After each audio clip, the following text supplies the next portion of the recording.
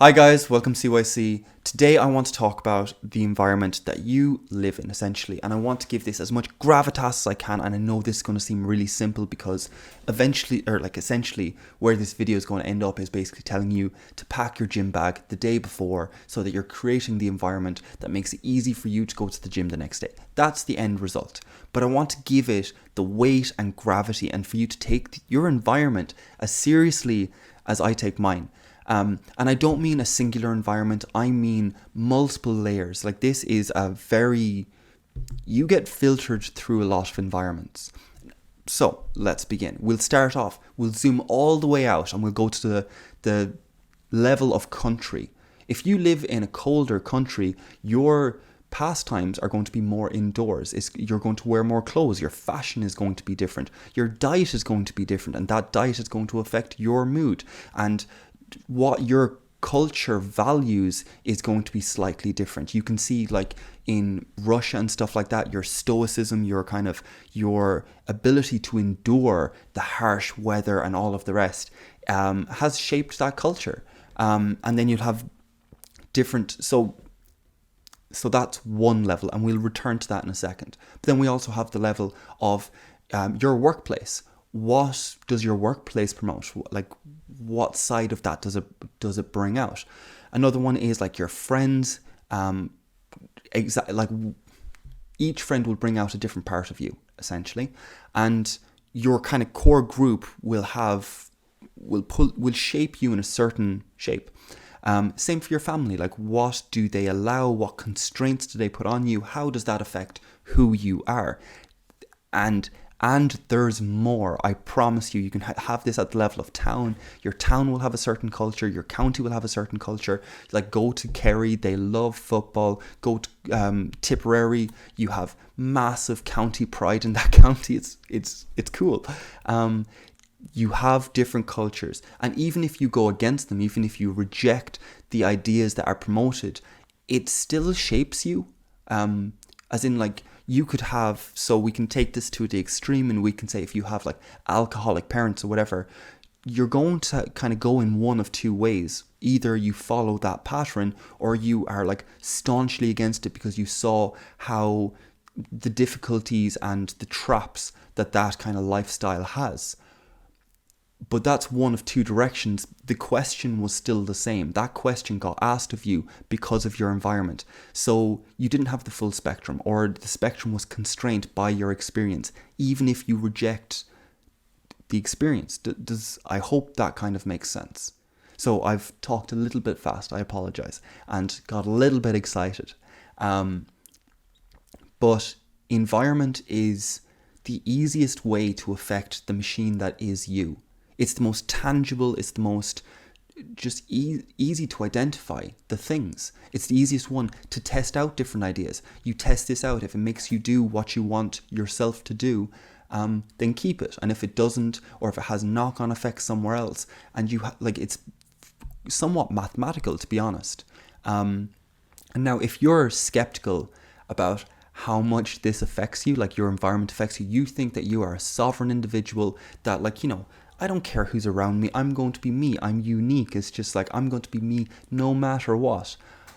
I would encourage you to read the book Free Will by Sam Harris, for any of the readers out there. And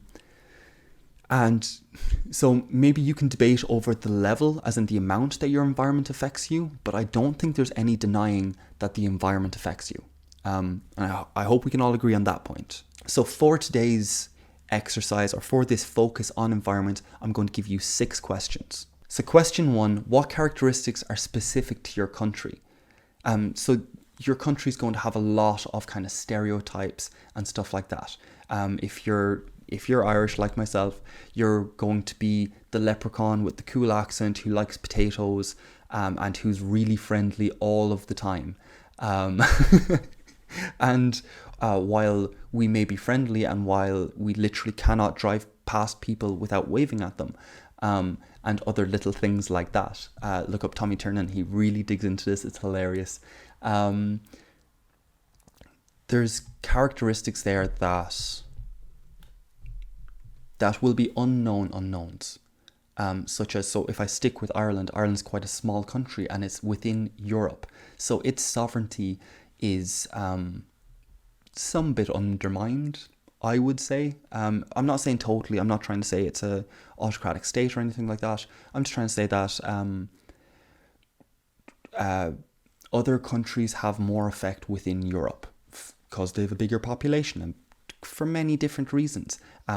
Ireland's effect would be more agricultural and perhaps fishing wise and all the rest, where others might be more financial, industrial and all the rest. Okay, like I know that doesn't affect your everyday life. I really do. But just to recognize these, I want you to list this out. So number 2 is what characteristics are specific to your work. So work is very important because you spend most of your time there. As in, you are getting ready for work, you were traveling to work, you were in work, and then you were home, and then you were getting fed. Like your amount of time outside of that constraint, because it's not just about the workplace, it's about everything around it as well. Where you go for lunch, and what time you get home at, and how consistent is your work. All of these things affect who you are, the machine that is being built, and it's always being built. There is no moment where you are not building it. If you indulge in a habit, I don't care if it's good or bad, you are building that habit. If you are eating sugar, if you are smoking, if you are drinking, you are building that habit, and you are totally allowed to indulge in these things. I'm not saying you can't, but you're building a habit. Like there's no moment where you don't build. So when we're looking at work, what exactly does that build in you? Does it make you more disciplined? Does it make you more organized? Does it make you skeptical of people because people just gossip the whole time? Does it make you hate gossiping? I'm projecting here, obviously. But also, like, does it give you a sense of community? Does it give you a sense of that the people genuinely care past just your position in work? Does it give you a sense of authority if you have a position of authority in work? And just to note those things. We won't try and trickle it out and see how they all interact until we get through all 6 questions. But just to note them all if you can. Question 3 is, if aliens came to the world and they were looking at us and they were studying us like we study ants or we study other animals and all the rest, and they looked at your friend group, how would they categorize that friend group? Now I use aliens because I want you to be so detached from this. I know you care about your friends. I know they're going through stuff and you're giving them extra space, even though they're being a bit of a pain. And I know that they're really exciting and all the rest, but they're a bit messy. And there's pros and cons. There always is. And I'm not saying to get rid of them or anything like that. This whole exercise is just being aware of what's being built. So what would categorize your friends? Are they sporty? Do they drink? Do they smoke? Do they read? Do they talk about reading, which is quite important? Not just reading, but perhaps maybe you're into YouTube podcasts and all the rest, and you all talk about Joe Rogan and all the rest. Just, is there intellectual conversations being had, I suppose, is that. What else? How do they eat? Do ye slag each other? Do ye, as in do you insult each other? Do you promote each other? Do you do you have each other's best intentions at heart? Is there, are ye competitive, where you're a little bit bitter of each other, where it's just I can't believe they got ahead, it's I need to push myself harder, and you get going and it's quite motivating. Or maybe you've that same dynamic but it's crippling because you don't have their support, or there's not enough of the support in that competitive environment. So again, let's not look at how this trickles out for the moment. Let's just try to describe the group. What characterizes them? Do they groom themselves well? Are they good with girls? Are they good with guys? Are they good in social situations? Do you float around between loads of different groups, or do you isolate quite heavily when you're out in public with this group of friends? Question 4 is the same question. If aliens came around, how would they categorize your family this time? What would be the characteristics of your family? And again, we're going to go for diet, exercise, hobbies, job, where they how they work, the support level that you have, the competitive level that you have, the critique that you have, the honesty that you have in that environment of family. Question 5 then is we're going to stick at home and we're going to say, what is the easiest and hardest thing to do in each room in your house? Now, each room is built for something, so hopefully the easiest thing to do in the room is what the room is built for. Hopefully. Your bedroom, the easiest thing to do should be to go to sleep. But for many, it's not, myself included. But it's quite easy for me to read at home, so that's a positive for me. But so like, I'm not saying there's pros and cons to everything. Everything. So if the easiest thing for you to do in your room is to eat, there's going to be a pro there somewhere. But I wouldn't encourage that one. But anyway, question 6 is the modern question that we all knew was coming, and that is, what environment do you live in when you're on your screen? And I mean, like, compilate all the screens together, but maybe separate them out. Maybe you have different environments on your computer compared to your phone. Perhaps. Either way, we're just going to list them out, whatever they are. So do you watch the news? Do you watch sports? Do you indulge in reality TV? Or do you indulge in comedy or whatever else? Like, what is the environment? Do you rage on like Call of Duty or on League of Legends? Or do you get a sense of community in different games and all the rest? I'm playing off the stereotype, obviously. So what environment? And again, you can use the alien perspective if you want, if needs be, to have that kind of very abstract, very third-person view of yourself, because that is what's needed for this whole entire exercise, is that third-person perspective.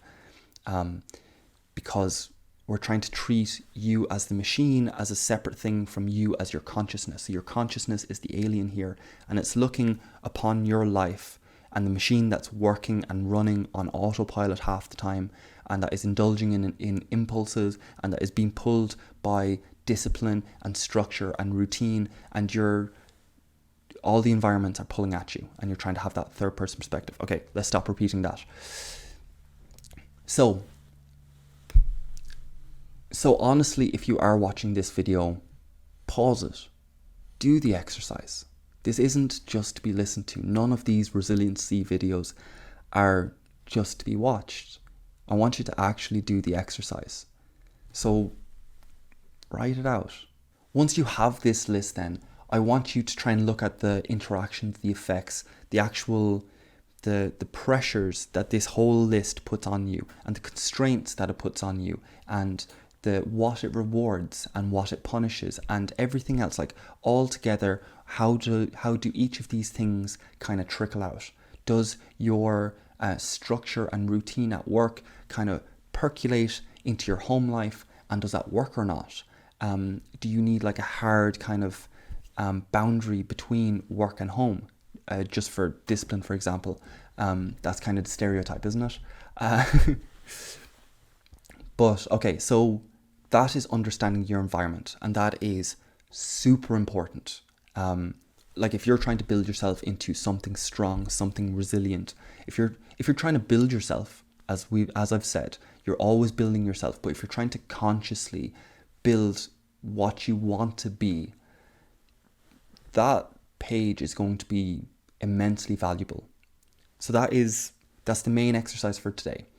And that is what I want you to focus on for today. But there's a week before the next video.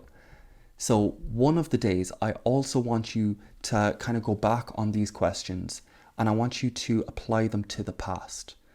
And this isn't to build your current environment, or perhaps it is. Perhaps you had a good experience with more supportive friends or more competitive friends, or you had a good experience with a job that had more creativity or a job that had more structure.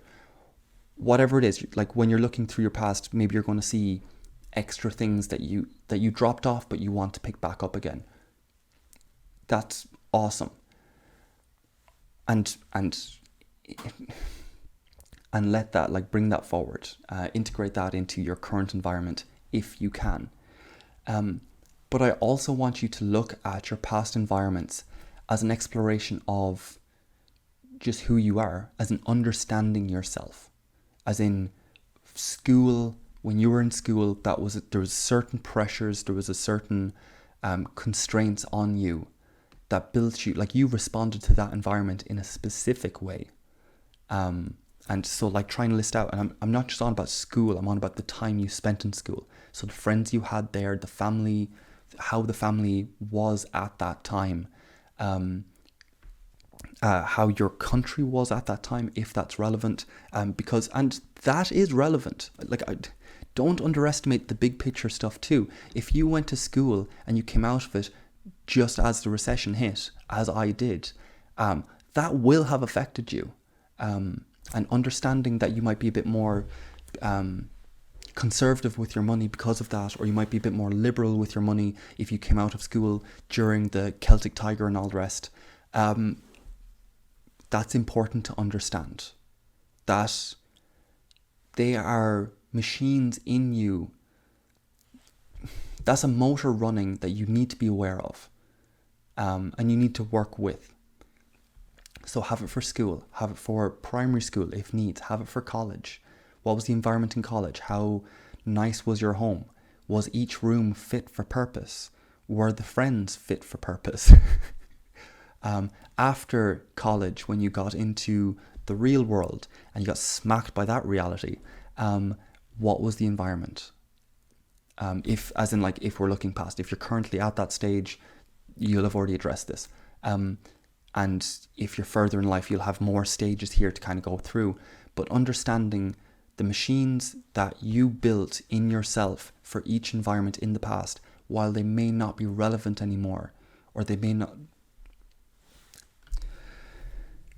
It's just to be aware of the motors that are running in you, basically. That is it. So that's a separate thing. For today, though, the first time that you're watching this video, I want you to just focus on the 6 questions. How does your country affect you? How does your work affect you? How does your family? How does your friends?